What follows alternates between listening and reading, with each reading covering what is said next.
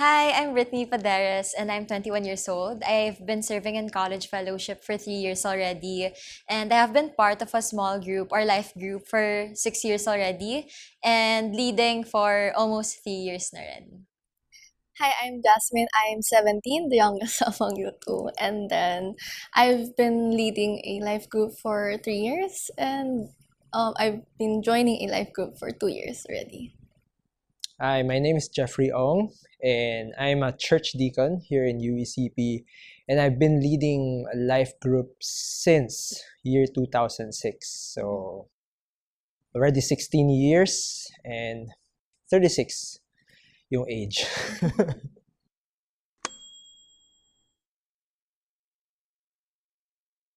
Okay, I think I can start sharing. And I think I want to share the most recent, I think, about life group. Kasi I guess in high school, I was like really active, going to church and all that. And then coming into college, it's like a different scenario. It was a very different setting wherein you'll get culture shock na parang, this is the real world pala. This is what they meant when they said na the world out there is very different from the community you were in when you were in high school. So I heard a lot about, partying and just really like going out with your friends. And I think at that time, yung identity ko medyo ano siya, na-shaken, na parang the questions like, who am I? Or parang, am I just pretending to be someone that I'm not?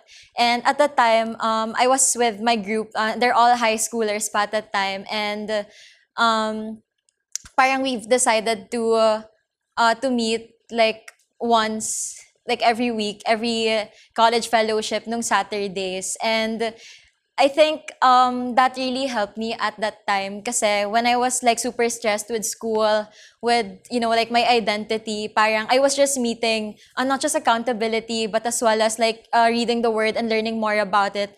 Parang yun na yung naging rest ko. Parang in a way like being out of that world, parang it made me realize na okay, like this is really who I am, and that I just really need to go back to where I started back in high school.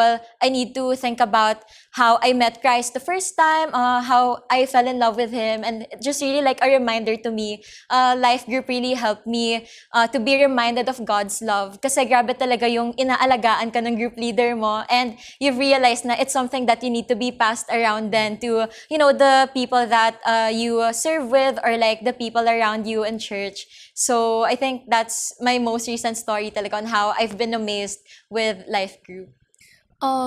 Given that I have been leading life group for 3 years, and ironically, it's 2 years that I've joined a life group, parang mapapata ka, huh? You're leading a life group and then you're not joining one. Pero after I joined a life group, I realized na how it supported my spiritual growth, and how it honed the way I guide my cellmates. Ayan. And then how I give them the guidance with a better support from my cell group leader. Yeah. I think we're all graduates of Hope Christian High School, right? And when we graduated from Hope Christian High School and go to our respective colleges and universities, the important thing there is how we continue building and strengthening the foundation that we had as as Christians. So that's where life group really comes in, because it helped me and make me accountable to continue walking like Jesus. So I've been in a life group for like high school and the entire duration of college, and it really helped me in my walk with God and how to deal with challenges when you go out of hope, when you go out of the Christian world and go to the bigger world, right? So it keeps me accountable, and I know that there's someone who will say that, hey Jeff, what you're doing is not really right. It's not something that Jesus will do, and it sort of keep on reminding me to always get back on track. And when I started leading a group, syempre, when you started leading a group, you have to be good examples to your your younger alagas, diba? So you have to really take care of yourself. So there are challenges, diba? It's not really perfect that as a life group leader you're always spiritually fit. No, that's not the case. So you really have to always get yourself back on track and be accountable with your life group members. So being a member, being a leader, accountability is important. And for me, that's one of the most important thing that a life group gave to me for the past years.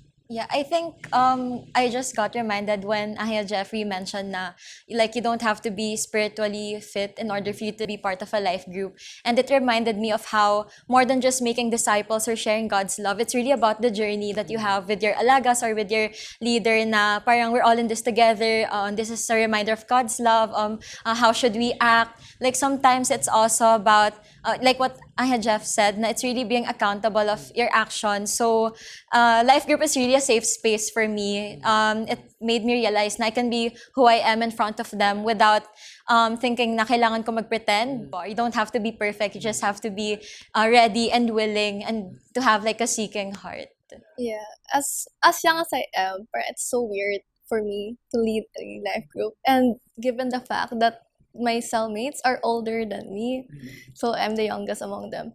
And so there are some times that I don't understand the passage, and I am so relieved that I have a life group where I can lean on, I can ask questions, and then relay those questions back to my cell groups. And you can be as transparent as you are when you're in a life group, because nobody judges you, because we're all sinners. We are called to be disciples, and it's our role as members and as leaders. We can just be there to help each other.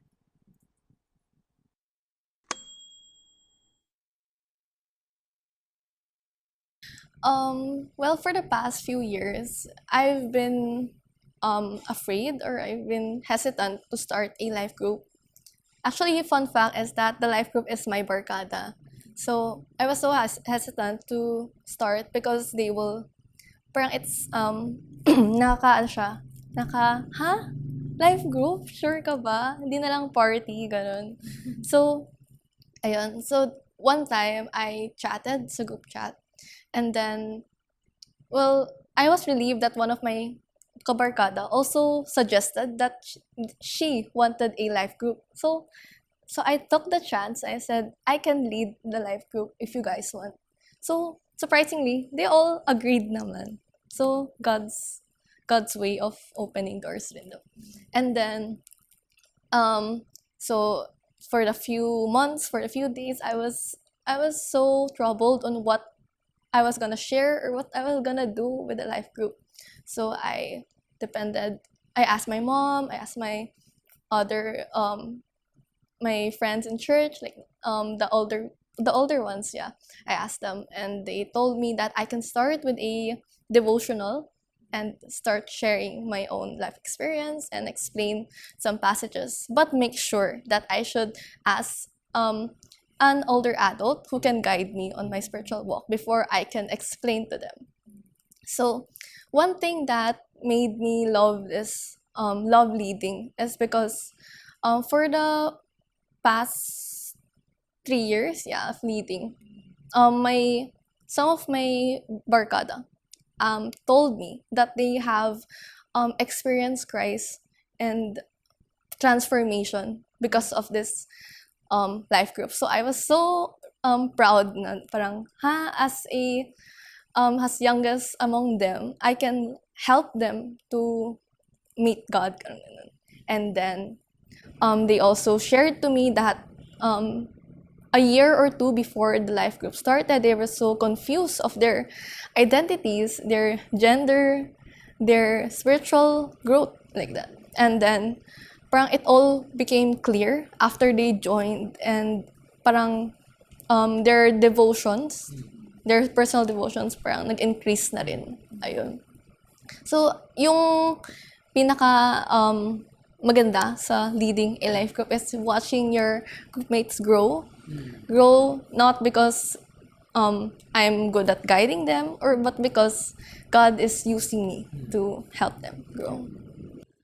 For me, I think any leader could relate to this na parang it's really different when you see like your members also lead another members. It's like really multiplying. So in my life group, like yung member ako, parang I think majority of our members kami nagsa-start on na mag-reach out to other members as well, and then leading our own life group. So nakakatuwa lang isipin na parang grabe, for the past few years it was just us na like together, but now parang ayan, may apo na si yung leader natin, tapos nag-multiply na. So I think it's really a testament on how a single group can also, you know, like touch the lives of others through, you know, like showing them God's love. So nakakatuwang isipin. And I think one of the things that God made me realize as well was when we met up in college fellowship, and we were parang we had a sharing, and one of the sharing was the greatest way how a person could show how committed they are is through love. Kasi I guess when you're a busy person, like everyone has their own lives talaga, ang daming kailangan gawin, and but when you really love what you're doing, like I love it when kunwari I share God's love to someone, so parang yun yung naging hugot na okay, like gusto ko pa rin siya ipagpatuloy kasi ito yung mission natin. So, I think yun talaga yung nagpa-stick sa akin to really go back to why we're doing it, which is, yun nga, our vision then, which is to love God, make disciples. So, aside from that, I've witnessed a lot of times how life group was really helpful, especially at the start of the pandemic when, you know, the transition was very different and was very difficult at that time. And the only thing that was permanent at that time was really the life group, where we really made sure to meet every week, to really share our feelings, what God is saying. So it really helped me personally to be, you know, like despite all the craziness that's been happening around the world, parang God really is the one who doesn't change. Na parang in every situation that happens, God is constant. So that's what I really learned from our life group, and that I'm not alone in this battle kasi we've all come together. Well, for me, the main reason for me to keep it going, to continue being a part of a life group and also leading one, is, as you've mentioned, it's really the Great Commission. So we are commanded to go out there and to really make disciples of all nations. So for me, that's one thing that really keeps me going. So before pre-pandemic, there are camps, there are small groups, and the most rewarding and parang naka-bless na thing for me is you're able to bring people to follow Christ. And at the same time, you hear their stories, you hear their challenges, you hear their life stories. And alam mo yun, being a group leader, sometimes you feel tired. Pero hearing their stories and knowing that you're able to be a blessing to them, it boosts your energy eh. Parang nabubuhay ka na bigla na I have more energy to do this. So that's one thing that keeps me going. So Great Commission, and to continue reaching out to people. So during the pandemic, it's a bit challenging for me because you don't meet face to face. And pre-pandemic, you're meeting regularly, like weekly, like you mentioned. But due to pandemic, we're busy at home, we're busy doing other stuff outside of the usuals. So nanganak yung mga activities natin. So sometimes you feel tired of doing things, you're lazy meeting people on top of your very busy schedule. But you just have to keep on reminding yourself that I'm doing this for God, and I want to continue bringing people to Him, help other people grow. And it's also important to keep me spiritual fit pa rin, even though na pandemic is not an excuse. We don't go to church, we don't meet at church, pero you have to still take care of your spiritual life.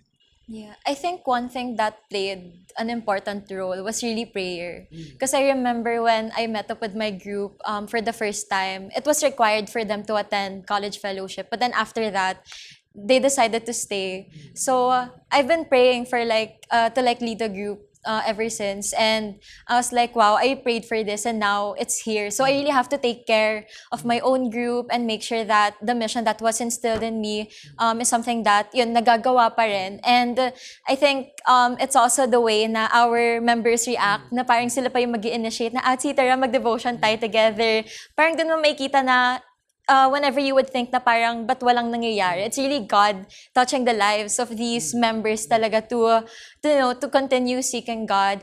And I think aside from that as well, is that with the plans of church as well and discipleship making, we're progressing. And one thing that I've learned as well was that we have a new material to use. So when I heard about that, I was like, wow, parang at least my group and I have something to talk about, to share, and it really helps us grow. Kasi in our previous life group then, when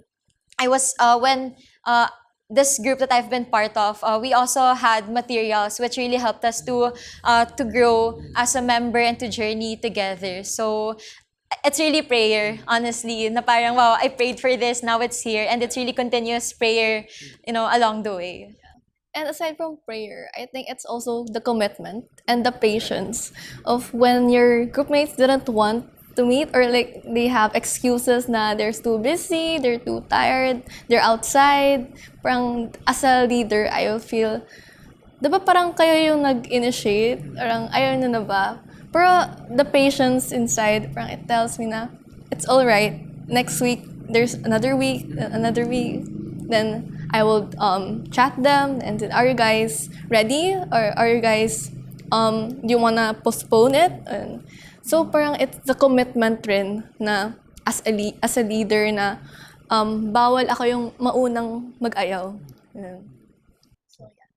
Yeah, I agree so much with yung prayer. Word and prayer should really come hand in hand. So, fellowship will follow. Nandun yung closeness. And I agree with you. Minsan, wala sa mood yung group. And it feels kind of awkward leading things, right? Kasi you know that there's, siguro parang everybody's tired.